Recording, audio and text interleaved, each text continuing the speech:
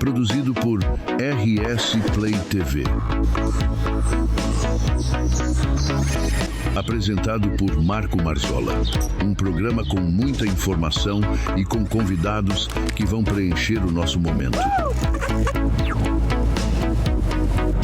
Programa Sintonize. Oferecimento Caluque Temperos. Tempera e facilita os seus melhores momentos. E Solutions MedSul. Cada vida, cada momento exige o melhor.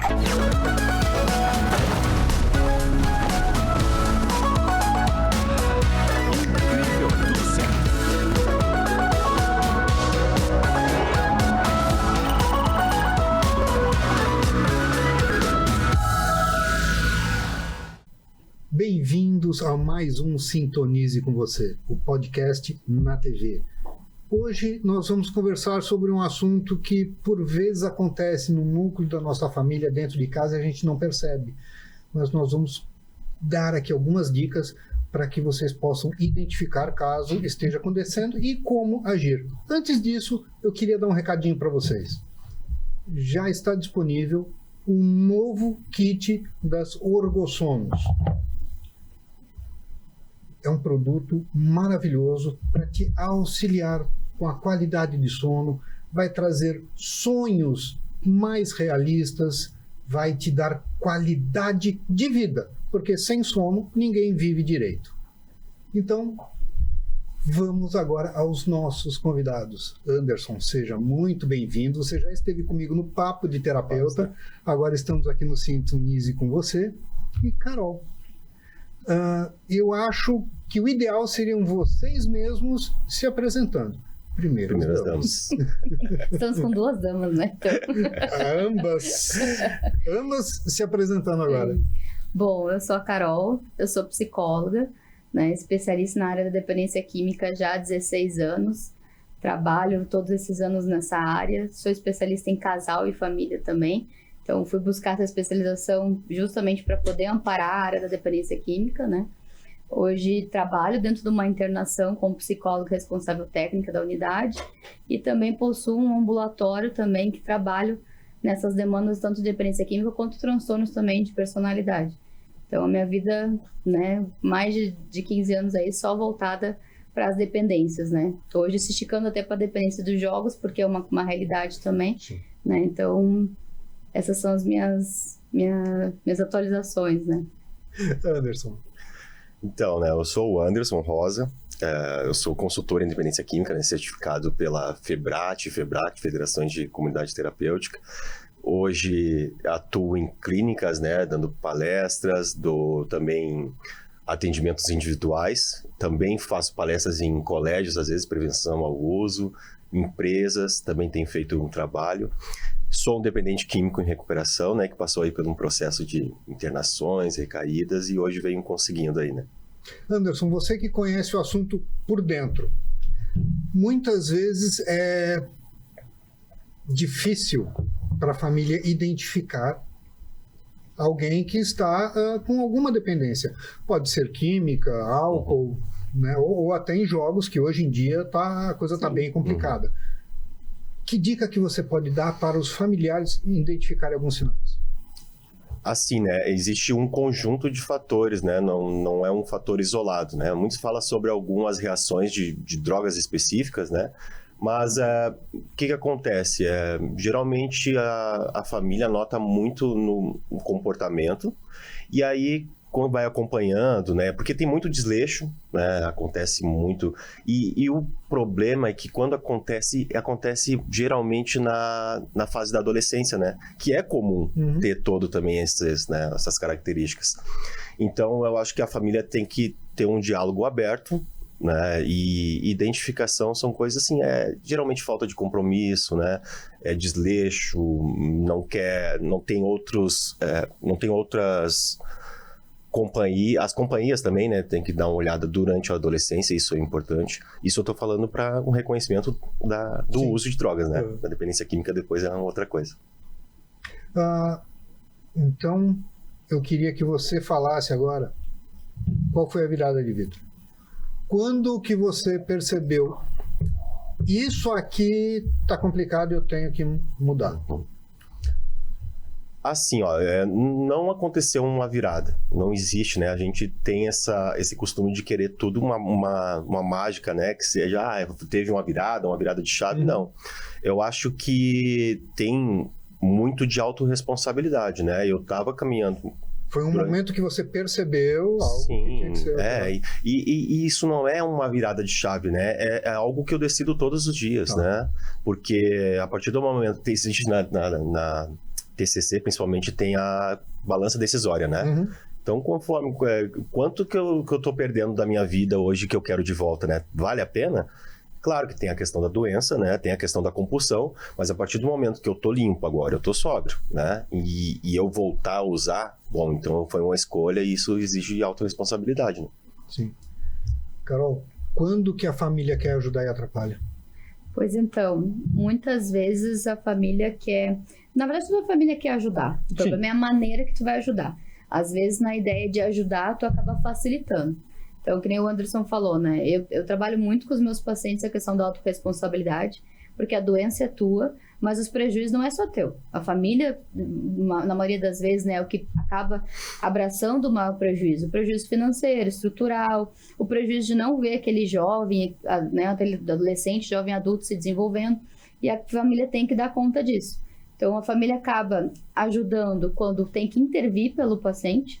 O paciente não está em condições cognitivas, né, de decisão, que nem a gente sempre fala dentro do tratamento. Tu tem uma doença.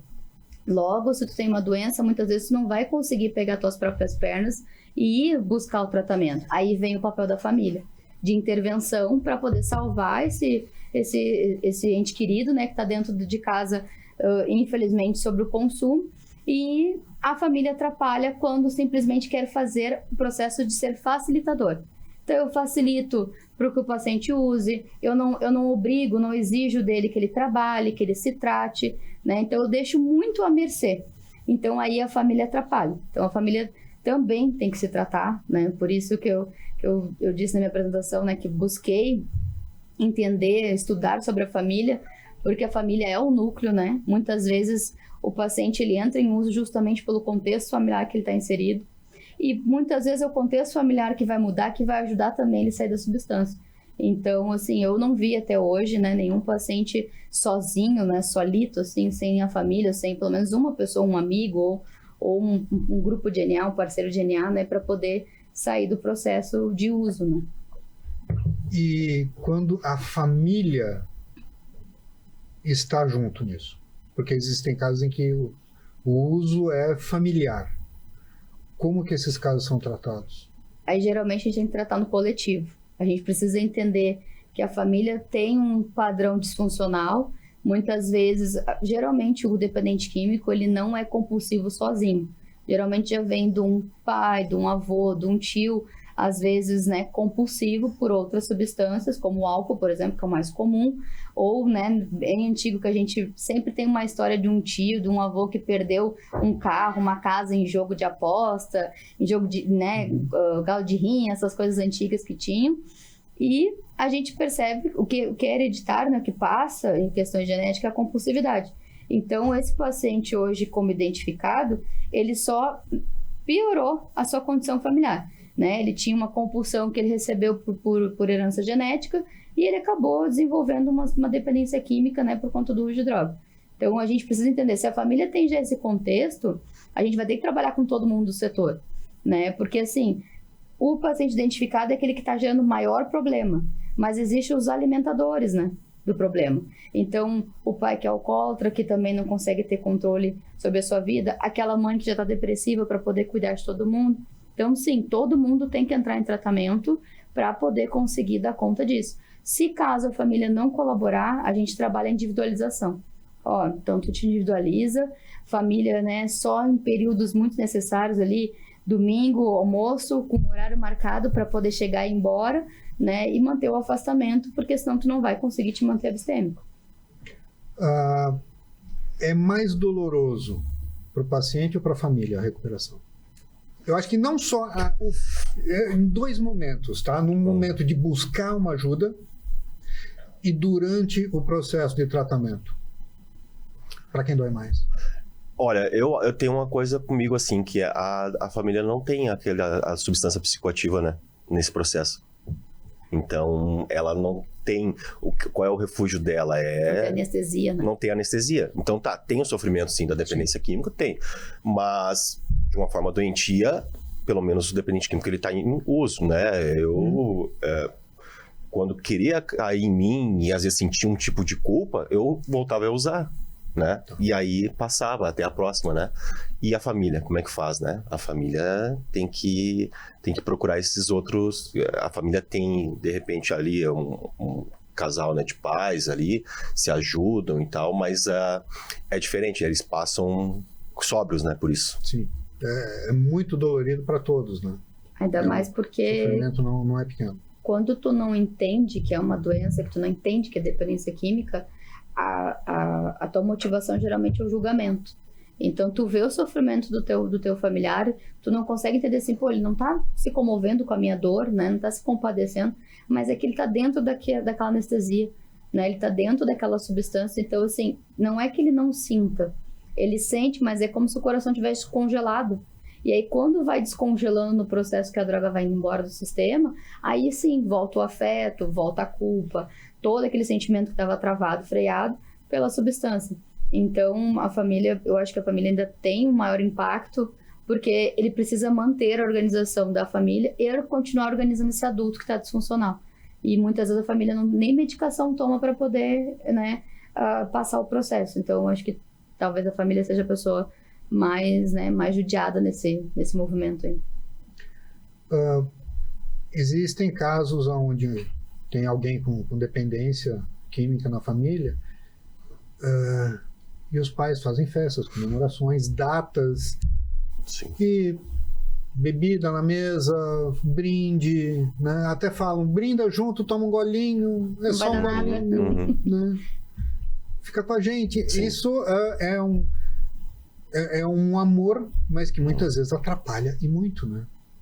Muitas vezes a família quer incluir Sim. de volta ele naquele ambiente com a bebida. Porque a bebida, por ser socialmente mais aceita, né, e ser legalizada, a gente tem esse costume. E a gente não consegue ter esse entendimento que o dependente químico, por ser compulsivo, ele vai ser compulsivo por tudo que ele faz. Qualquer coisa. Então, eu não posso oferecer bebida para ele. Ele vai ter que... A partir do momento em que altera o estado de consciência, aquilo está valendo. Sim. Seja o que for. Seja o que for. Tá. Seja assim, ele pode ser compulsivo no trabalho, ele pode ser compulsivo em jogar, ele não consegue saber perder.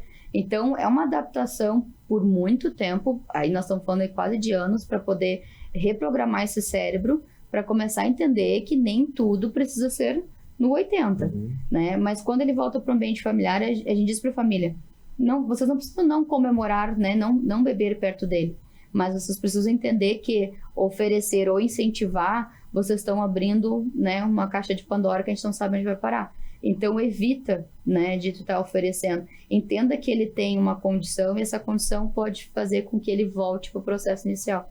Então, por isso a importância da família se tratar, né? Porque senão ela acha assim, ele usa cocaína, então ele não vai virar um alcoólatra. A maioria das vezes migra para outro lugar. Tanto que hoje o mais comum é o dependente químico migrar para o jogo, né? Ele achar que o jogo não tem problema e tá migrando para o jogo e é a compulsividade pura, né? Eu tenho acompanhado várias pessoas, que da dependência química foram buscar ajuda, acharam tudo muito complicado, doído, sofrido, trabalhoso, porque não é fácil, e encontraram um refúgio na ayahuasca. Largaram, né, álcool, drogas, seja o que for, mas ali a cada 15 dias, às vezes toda semana, às vezes uma vez por mês, vão para ayahuasca. O que você acha disso? Eu acho perigoso. Eu acho perigoso porque a droga já é química, né? A medicação, ela leva anos para poder ser liberada, né? Tem a Anvisa, tem toda uma documentação. Então, eu acredito, assim, que combater química com química é tu tentar apagar fogo com gasolina. Então, eu particularmente, assim, já vi pacientes tomar e não funcionar e não gerar nada. Assim que nem a ibogaína, que é um outro tipo de tratamento, né? Que a pessoa passa muito mal. É um despejo enorme de de tratamento dentro do químico, né, dentro do cérebro da pessoa, na tentativa de abafar a compulsividade. Às vezes funciona, às vezes não funciona. Cada pessoa é única. E corremos o risco, né? Eu sempre digo, ninguém sabe qual é a tua estrutura mental. Eu sei que eu venho de uma família que tem esquizofrenia.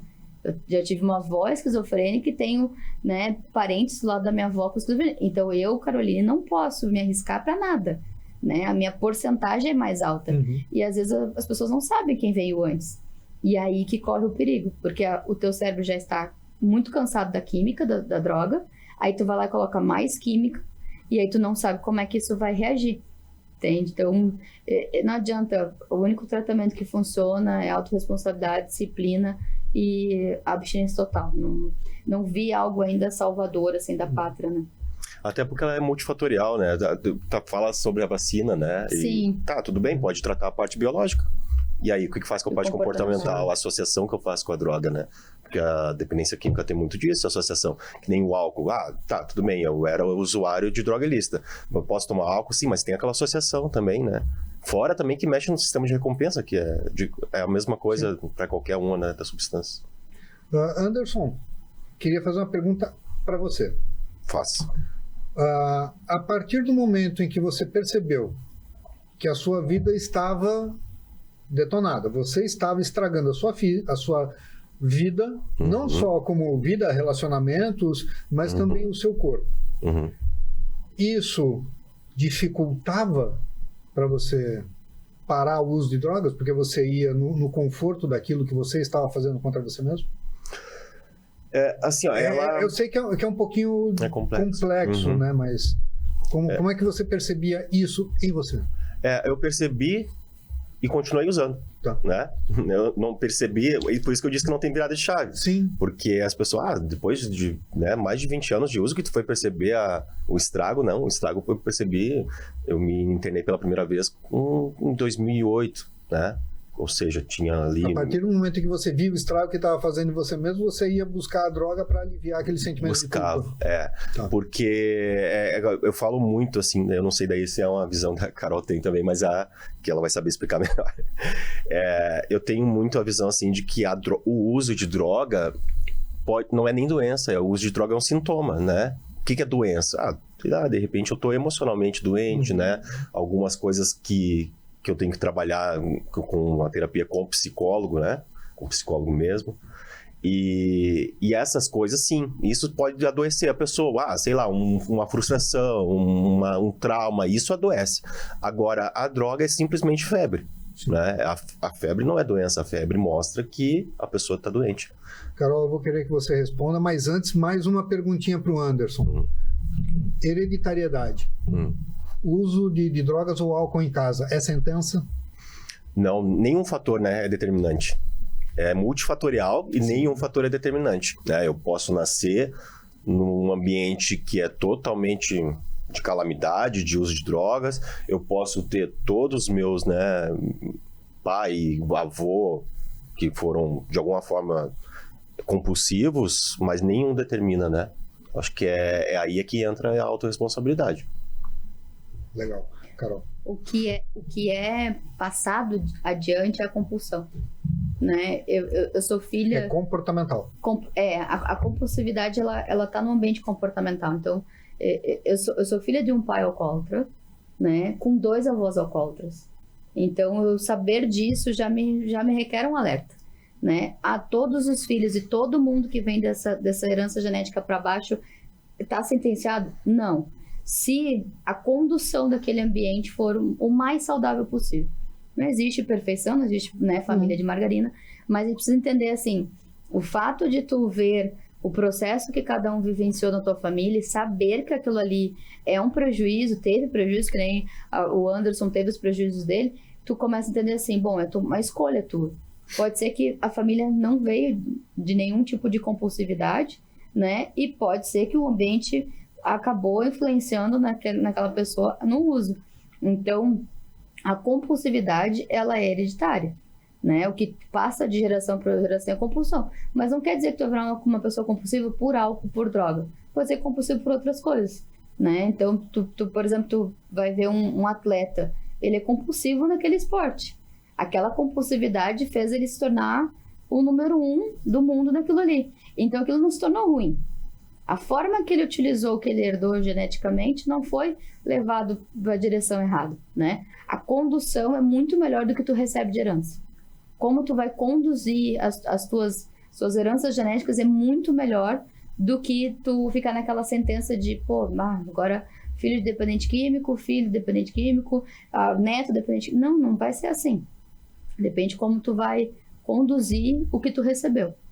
Entende? Isso é muito mais saudável do que ficar naquele grilo, sabe, da questão genética. Canalizar, né? Uhum. Recaída. Pode ser considerado um fracasso? Mesmo, muitas vezes, a pessoa sendo julgada, condenada como fracassado porque teve uma recaída. O que vocês acham? Eu considero a recaída como parte do tratamento. Mas a recaída, não o retorno do uso. Uhum. São duas coisas diferentes. A recaída, tu tem um episódio de algum período, né? Um período curto de preferência, né? Eu tenho, pra mim, assim, né, uma teoria. Recaída é quando tu faz um uso, 2, no máximo 3 dentro daquela semana ali, tu teve um insight, acordou, lavou o rosto, não, vambora, vamos tratar de novo, né? Deu uma escorregada, que nem quando tu não vai na academia em segunda-feira de chuva, sabe? Tu deu uma escorregada, mas na terça tu vai. Agora, retornar para o uso abandonei, desisti, tô desesperançoso, e aí eu fico 20, 30 dias em uso, mesmo que não seja constante, né? Sim. Mas sempre naquela recaída. Aí tu tá em retorno do uso. Porque a recaída, muitas vezes, ela serve no tratamento para que tu enxergue uma etapa que tu ainda não viu. Uma teimosia tua, tô teimando que eu tenho que ir lá com aqueles amigos que é do uso, mas eu só não usar não vai dar nada. E aí eu recaio com os amigos, eu volto e trabalho aquela teimosia que eu estou. Às vezes uma cegueira da relação, das relações que ele tem, aí ele percebe uma dificuldade de controlar suas emoções e não quer tratar elas. Não, eu quero tratar sobre a minha mãe que me incomoda, mas eu não quero tratar a raiva que ela me gera. Então a recaída serve como esse sistema, sabe? De tirar a máscara e assim, viu? Isso aí tá te atrapalhando. Vamos tratar agora. E aí a gente consegue encaminhar, às vezes, até um melhor tratamento do que antes. Por vezes, então, a recaída teimando. É até benéfica dentro de todo o desse processo. Escopo, dentro dessa... Não vendo só aquele recorte único, mas dentro do processo. Faz parte. É que existe, né, um conjunto de estudos de coisas que se tem como verdade, mas que são coisas que, de repente, até clínicas, eu até entendo que não é legal divulgar, mas a gente tem que ser responsável pelos fatos, e não pelo como que o dependente químico em recuperação vai ver esses fatos, né? Porque, retorno ao uso é diferente de recaída. A gente tem que diferenciar isso, porque existe a diferença. Né? Eu não posso dizer que, recaída é recaída, me preocupar, porque daí todo dependente químico vai achar e vai se dar o direito. Bom, daí é uma coisa pessoal dele. A gente tem que trazer aqui fatos, né? Então, existe sim retorno ao uso, existe recaída, e eu acredito que tem muito aquela questão assim de que a recaída ela faz parte da doença, mas não da recuperação. Mas eu estou em recuperação do quê? Da doença. Então... eu acho que tem uns clichês assim que a gente tem que cuidar, e então faz parte na minha opinião, faz parte da recuperação, sim, porque eu tô me recuperando da dependência química, então é tudo um só. Porque acontece, eu sei por experiência própria, eu tava assim, tava me tratando, psicólogo, medicação, grupo de autoajuda, que é muito importante, e acontecia isso, por exemplo, um volta ao uso. E aí o psicológico mexe, né? Porque a gente, é recaída. E acabava me isolando, ficando com vergonha. E aí sim, poderia ter sido só uma volta ao uso. Mas pela minha falta de compreensão disso, né? De que existe a volta ao uso e a recaída, eu acabava colocando tudo a perder. Eu quero fazer uma pergunta que talvez seja um pouquinho complicada de trazer a resposta. Tá? Diferenciar a dependência química da dependência psicológica. Quando que uma acaba potencializando a outra, acredito que sou leigo em todos os casos, mas existe algum momento onde essa diferença pode auxiliar no tratamento? Eu avalio que a dependência química e a psicológica ela seja assim.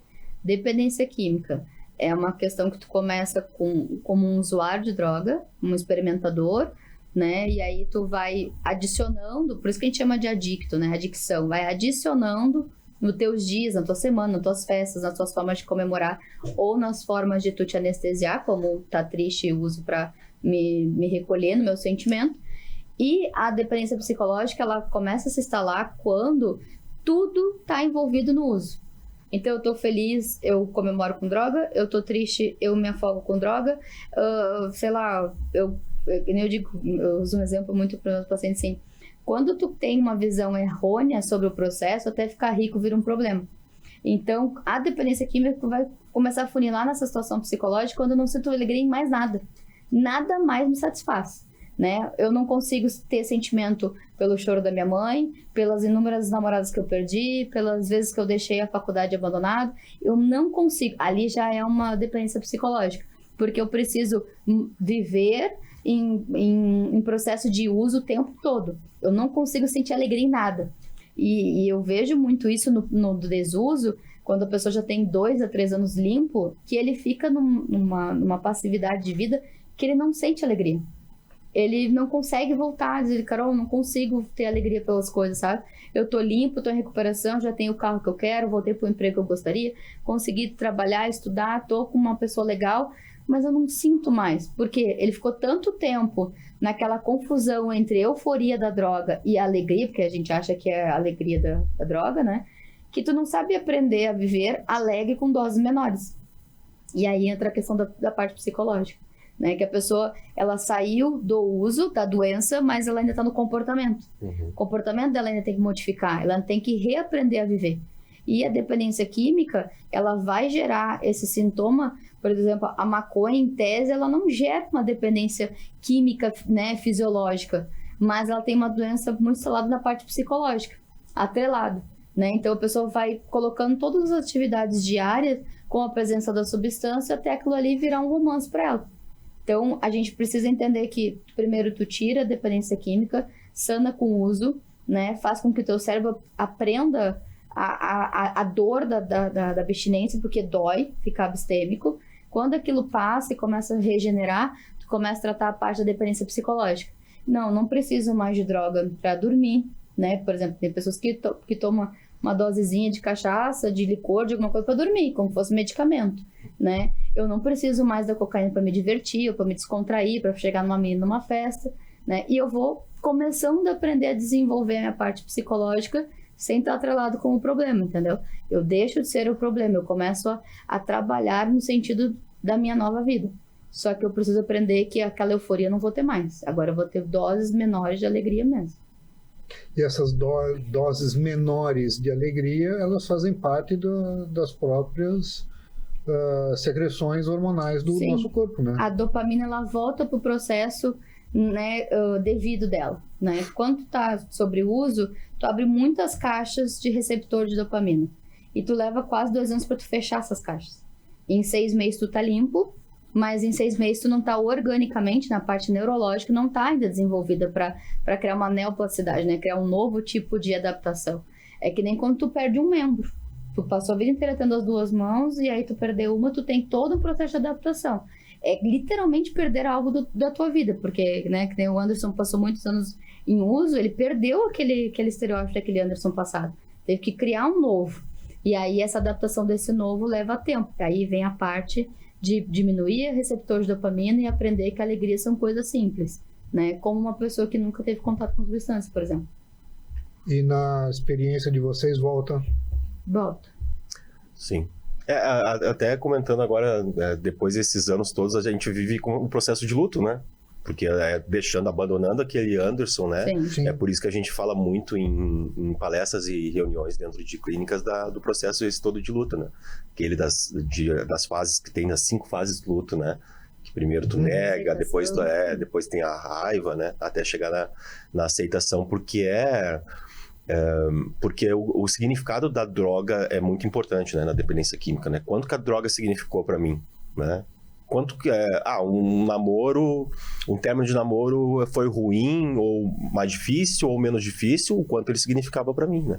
Então, eu acho que esse processo, assim, de abandono da droga também, porque eu falei até quando a gente teve a oportunidade de conversar da outra vez, a droga se encaixou numa fase da minha vida, assim, que eu usava muito como bengala. Ela foi muito importante para mim e me ajudou, né, de uma forma pontual. Então, isso conta muito, né, o teu relacionamento com a droga. Quando que é hora de internar?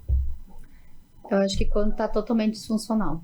A pessoa não consegue mais cuidar de si, se alimentar, trabalhar, não sabe se hoje é segunda, se hoje é sexta, se hoje é sábado, né? A pessoa tá só naquele processo mesmo de uso, né? Até esse momento é possível um tratamento com a pessoa em casa, tentando ter uma vida mais normal? Sim. Ou já no início, algo não tão profundo, uma internação pode acelerar o processo, facilitar? A internação não pode acelerar o processo, porque daí tu vai ter garantia que tu vai estar longe da substância, né?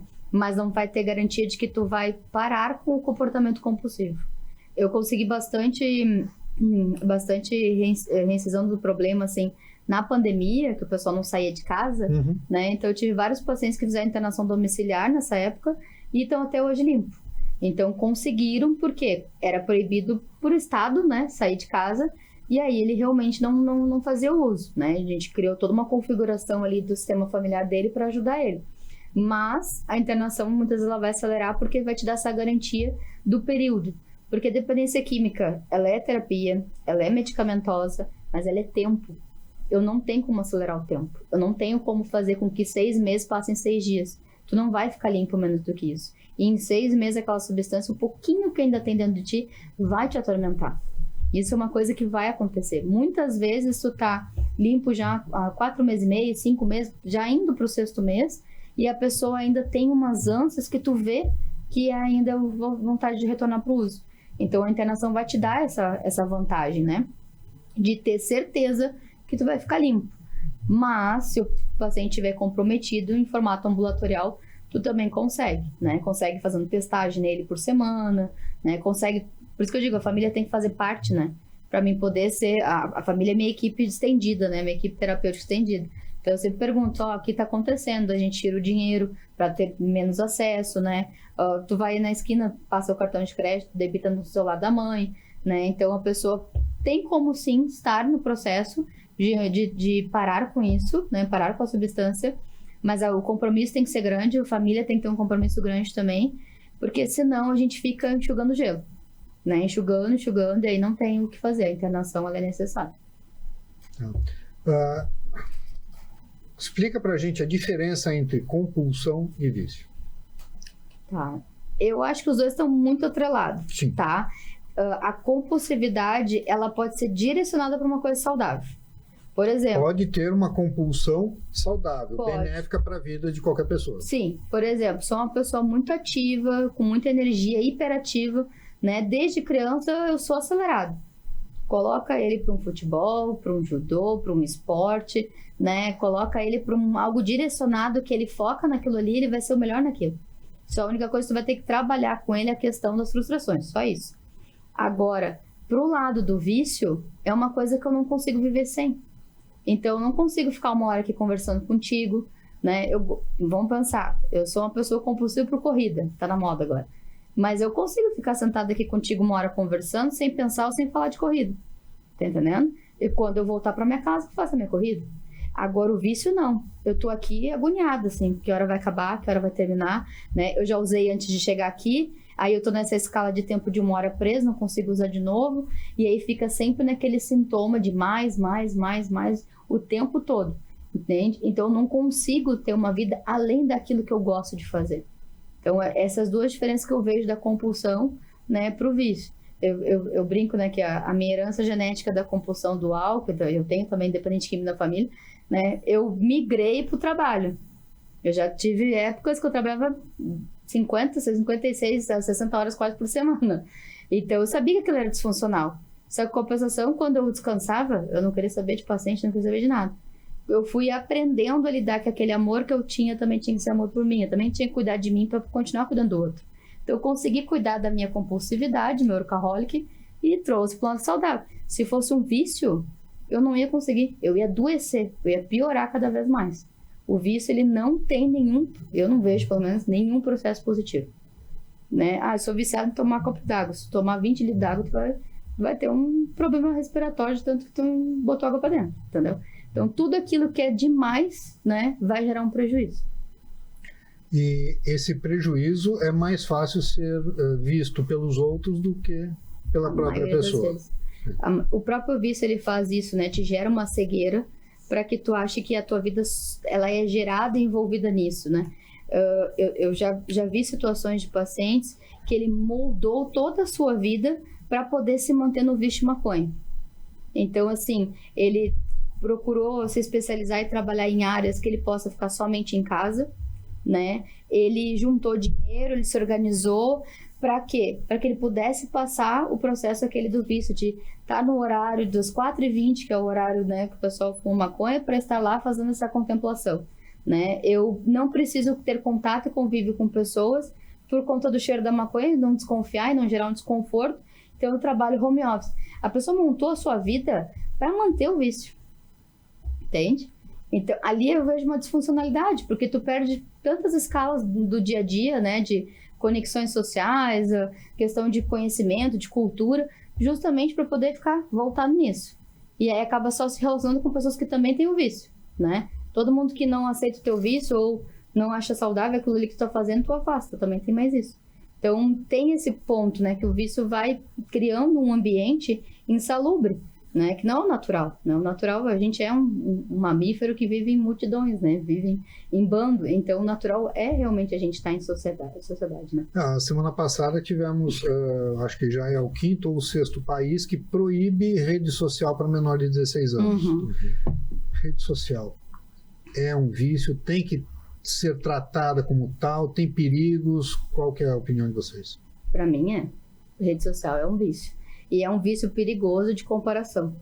Porque daí, principalmente para o adolescente que está em formação, né, do seu caráter, da sua personalidade, fica naquela coisa assim, a fulana é mais bonita, os olhos dela são mais bonitos, o corpo dela é mais bonito. Ou aquela idealização, né?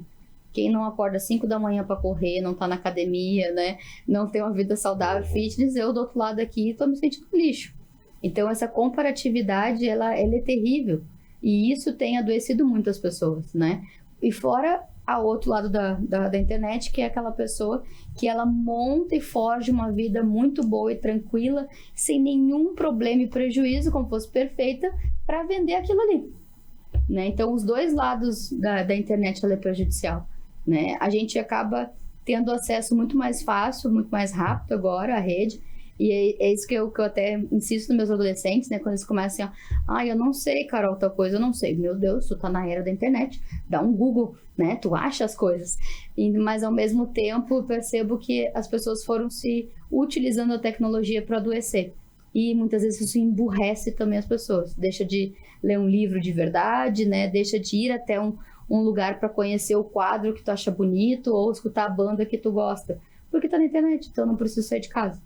Então, isso também houve um adoecimento bem grande também. Tem algum limite até tantas horas por dia, por semana, que é prejudicial? Ou isso varia muito de pessoa para pessoa, caso para caso? Existe um limite, né? Tipo, se tu passa pelo menos de 12 a 16 horas acordado, tu não pode, né, de preferência, não usar esse tempo hábil para isso. Mas também tem a questão de a forma que tu utiliza.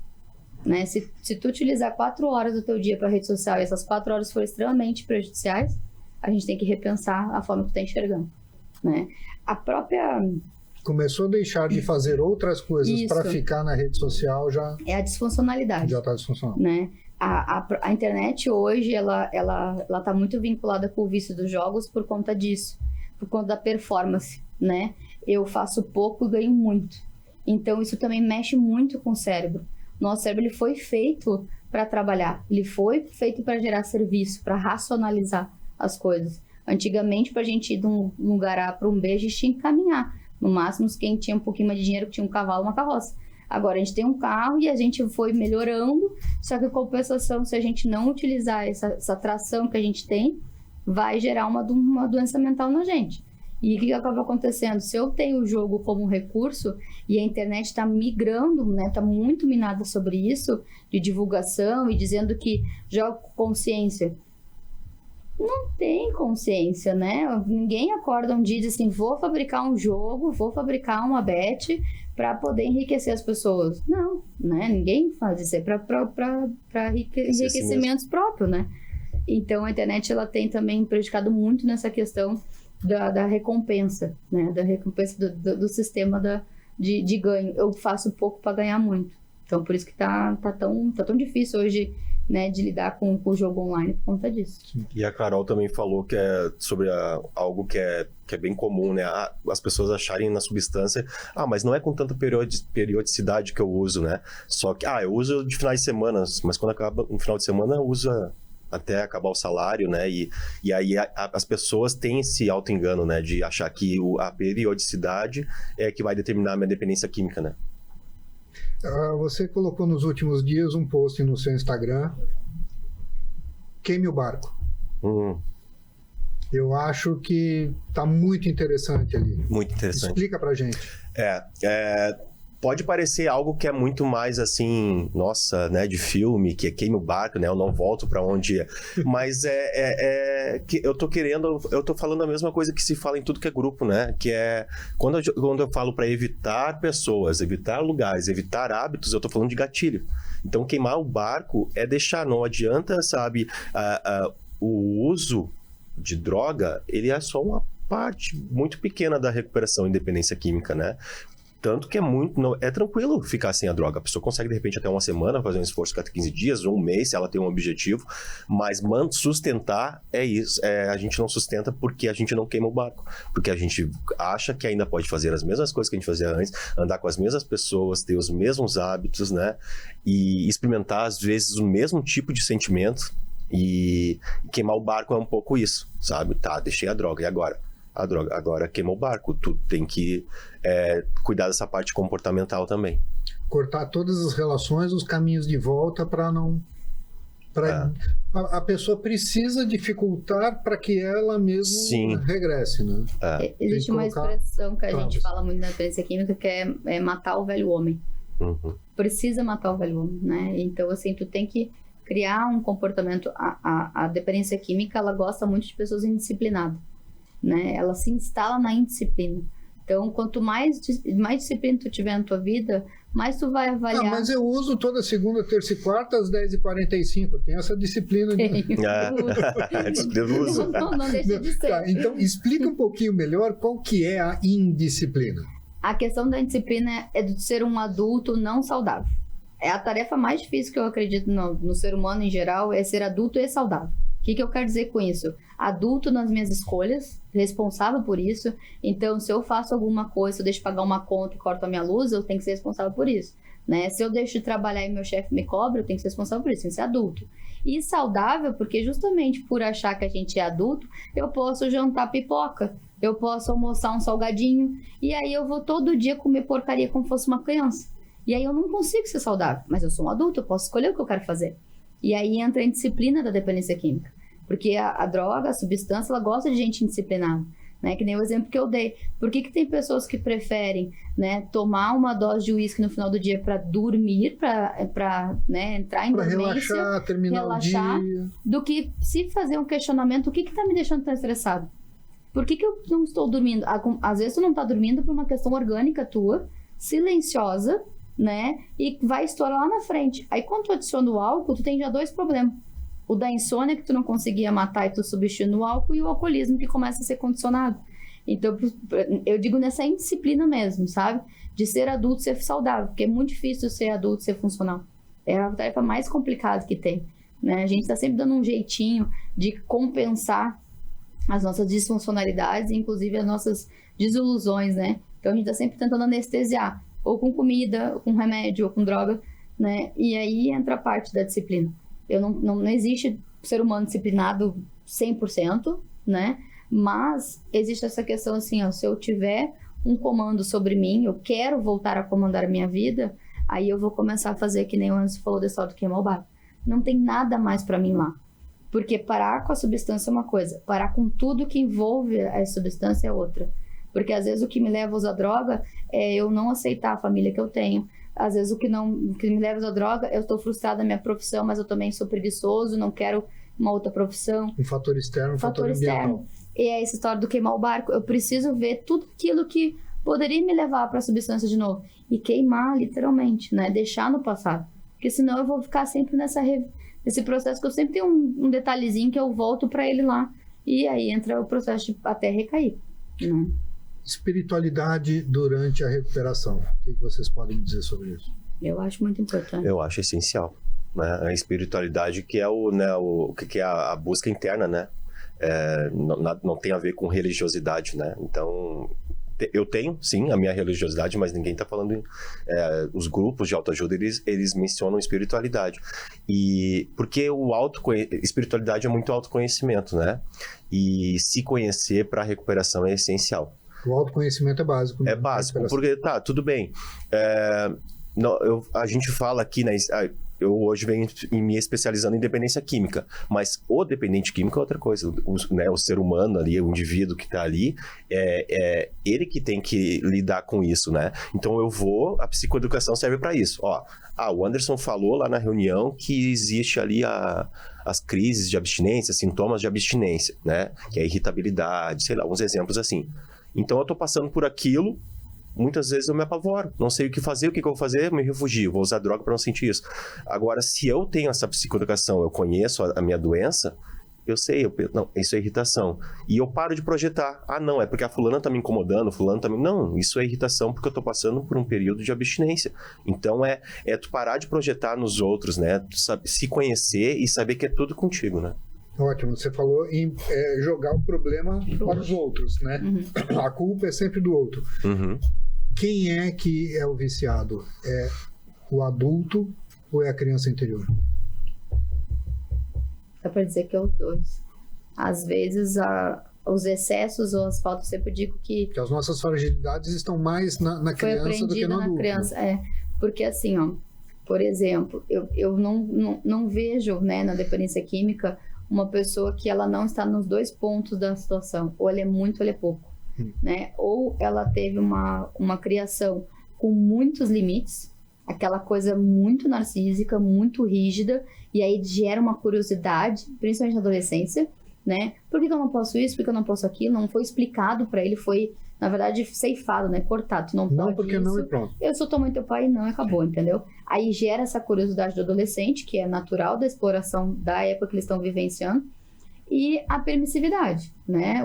A falta de limite. Então, tu pode tudo, tu faz tudo, não é responsável, porque ele é muito pequeno, né? Tadinho, tem 15 anos, não responsabiliza por ele. E também a fragilidade da família de achar que isso é uma coisa de criança e adolescente. Não, isso é coisa de... Quer ver essa questão da aceleração? Um adulto que é acelerado, ele não foi uma criança silenciosa. Ele já era acelerado, né? Mas aí o que aconteceu? Ou os pais medicaram de uma maneira, né? Foram corrigir, aí tipo assim, ele tem que ser medicado, tem que ser abafado. Não foi direcionado, né? Ou nunca deram visibilidade, ele sempre foi aquela criança peste da família, que sempre foi considerado peste, né? E não foi orientado para isso. E aí lá na adolescência começa a aparecer outras coisas. Porque nós, como adultos, temos a nossa criança interna, que é quem brinca, é o que se diverte, é o que conta piada, é o que sai com os amigos, né? O adulto em si, ele é mais cartesiano, trabalho, prosperidade, família. Só que muitas vezes as nossas deficiências estão na nossa criança interna, e muitas vezes a gente coloca a nossa criança para tomar conta da nossa vida de adulto. A birra fala muito sobre isso, né? A gente é muito birrento, sapateia muito, né? Do tipo, eu queria que fosse do meu jeito, eu também queria, mas não dá, né? E eu preciso entender que eu sou um adulto, eu tenho que ter compreensão disso, né? Não significa que talvez eu não vá me frustrar e precisar de 5 minutos chorando, posição fetal para me reorganizar, mas depois disso eu tenho que voltar a ser uma adulta. E a dependência química, ela aumenta essa birra, sabe? Essa fragilidade. Bom, acabei de olhar ali o nosso retorno e temos um obsessor temporal que adianta o relógio. Estamos no final do nosso programa. Eu sei que o papo está ótimo, tem muita coisa para a gente conversar, mas eu acho que é muito importante vocês explicarem um pouco mais do trabalho de vocês. Carol, você tem um curso. Anderson, você tem a mentoria, você tem os acompanhamentos. Tá? Primeiro as damas, por favor. Bom, eu construí um curso, né, online, gravado, com 6 aulas, então tu vai encontrar ele no meu Instagram, né? Esse curso vai te dar um aparato, tanto para quem trabalha com dependência química ou quer começar a trabalhar com dependente químico, né, com dependência de jogos, terapeutas, psicólogos, enfermeiros, né, quem quer trabalhar também em comunidade terapêutica, monitores, coordenadores, né, para entender como é que é esse processo. São em 6 aulas. Para quem é familiar de dependente químico também, entender o que é droga, como conduzir, os tipos de recaída, e para o próprio paciente, né, para o próprio dependente químico, que muitas vezes ele não conhece suas reações, sabe o que a substância causa nele, mas não sabe como usar, né, de forma psicoeducativa a doença ao seu favor, no sentido de sair dela. Né? Então, o curso ele vai englobar isso. É um curso que tu pode assistir em qualquer lugar, né? Tu tá na internet, tu tem disponibilidade, né? E também eu faço tanto atendimento online quanto presencial, né? Também, se precisar internar, também interno, né? Também a gente faz esse trabalho. Também trabalho com as famílias, né? Ah, meu filho não quer se tratar, Carol, mas tu tá precisando de tratamento, tu precisa conhecer, né, a dependência química, e tu também precisa ter um espaço saudável, acolhedor, para tu colocar teu sentimento, tuas dores ali. Também é indicado que faça terapia, né? E também atendo outras demandas em psicoterapia, não só dependência química, né? Então, tenho esses difusores, né, da psicologia. Você disse que também trabalha com a área familiar. Sim. Área familiar no modo geral. Atendo tanto atritos familiares. Sim, atendo tanto a família toda junta, né? Quanto também atendo a família em prol do paciente. Então, por exemplo, meu filho não quer se tratar, mas o pai, a mãe, a esposo, né, o avó que tá ali sofrendo com aquele, quer se tratar, vocês vêm fazer o tratamento comigo para vocês aprenderem a dar limite e encontrar uma forma de se ajudar. Às vezes a tua própria ajuda consegue ajudar o outro. Porque não é fácil a gente superar a dor de ver o nosso parente, nosso ente querido ali sofrendo com aquilo, né? Anderson, e me fala um pouquinho da sua mentoria, do seu acompanhamento. Então, eu sigo, né, dando consultorias individuais, né, para dependente químico em recuperação. Família, elas me abordam bastante, mas eu tenho um cuidado de falar diretamente com a pessoa, né? Também dou palestras em clínicas, em empresas, como eu falei no começo, né, colégios também, a gente faz uma parceria. Tem muita parceria com a Brigada Militar, que tem essas funções dentro, né, das escolas de prevenção ao uso, porque uma coisa é a prevenção ao uso, outra coisa é a prevenção à recaída, né? Sim. São 2 assuntos diferentes um do outro. A recaída, o perigo é eterno, né? Sim, a gente faz, são diferentes. Um público ali jovem, né? Cada vez fica mais fácil se controlar, mas o risco está ali para sempre. Sim, e o que é bom também dizer que no meu trabalho, a gente fala ali na questão da terapia, porque é uma coisa mais etimológica, né? Da palavra terapeuta. Mas eu dou uma consultoria, né, em dependência química, e assim, é pré-requisito, sabe? Para eu atender, tem que vir com acompanhamento já de um psicólogo. Se for especialista em dependência química, melhor ainda. Tem aqui a Carol, né? Caso alguém, né, ainda não conheça. E também psiquiatra, né? Porque existe ali uma importância ali, se vai precisar de medicação ou não, é ele que vai decidir. Então, é importante dizer assim, né? Eu tenho acompanhado pessoas que já vêm com esse acompanhamento. E aí, depois, eu começo a sugerir também, que para mim faz total sentido, né? A recuperação, que é o grupo de autoajuda. Então, é dessa forma que eu venho trabalhando. E hoje, né, que não posso deixar de citar, hoje eu sou gerente de uma clínica, né, da Vida Centro de Reabilitação aqui de Porto Alegre, mas também tenho parcerias aí com outras clínicas e dou essas palestras, né?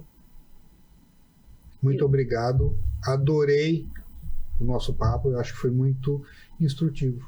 Eu acho que o pessoal que está nos assistindo vai tirar bastante proveito disso. Obrigada pelo convite. Muito obrigado. Eu que agradeço. E até o próximo Sintonize com você. Produzido por RS Play TV. Apresentado por Marco Marzola. Um programa com muita informação e com convidados que vão preencher o nosso momento. Programa Sintonize. Oferecimento Caluque Temperos. Tempera e facilita os seus melhores momentos. E Solutions MedSul. Cada vida, cada momento exige o melhor.